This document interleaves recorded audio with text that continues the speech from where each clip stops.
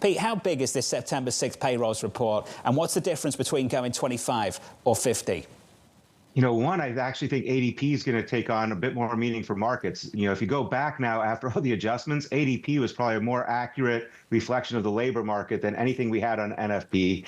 And, probably like a lot of other people, I'm wondering what would have happened or where would we be now on rates, markets, had we actually had accurate job numbers instead of having to revise them down by 815,000. But we are where we are, so we got to live with it. So I think people will take a little bit of a grain of salt in the August data that comes out September 6th. I think we'll watch ADP. We're going to watch JOLTS. I think people are really trying to figure out what is the state of the labor. And I think it's going to take a little bit more weakness or materially more to push the Fed to 50. They've been slow to move. Yes, he pivoted, but I think 25 is probably what we get unless we get almost negative payrolls this week or next week. I'd love your thoughts on how we'd respond to good data versus bad based on what you just said. Are we more inclined to put more weight on weak data here and ignore strength?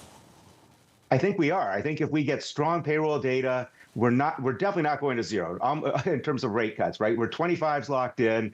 I think if we get a really strong payroll, everyone will kind of, what's wrong with this data? It's all going to get revised down. So I think we're more susceptible to a weak, print. I do think people are going to, again, look at the JOLTS, try and divine more information from JOLTS, the quits rate, the hires rate, kind of that detail. They're going to look at ADP, even jobless claims, which I always view as kind of a secondary order data effect. People are going to look at more because we just can't trust that establishment headline the day it comes out anymore. Peter, I love that you go to ADP because a lot of people always say, how do we even read this? And you're saying it might be more accurate than the establishment survey. Michael Darda of Roth MKM over the weekend came out with a note pointing out that typically when the Fed started cutting rates, it was pretty negative for risk assets. Historically, that's pretty much been the consistent theme.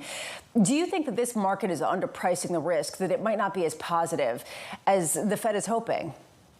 Yeah, I think we've become a little bit too conditioned to lower rates automatically good for stocks. And to me, the big case is going to be, and we wrote about the Fed plodding along. So my view is that the Fed is going to be slow to respond to market conditions. I think that happened in July. We're back to all-time highs. But if that continues, right, we're now pricing in 8 cuts in the next 8 meetings. That seems too optimistic from the Fed, unless the data is so awful. So I think risk assets are a little bit susceptible. But to me, risk assets are going to be determined, one, by NVIDIA. That's going to be a huge earnings report. And 2, if you look last week, we had all this chop back and forth. 0.5% moves were kind of like happening like that. 1% moves up, down, all around.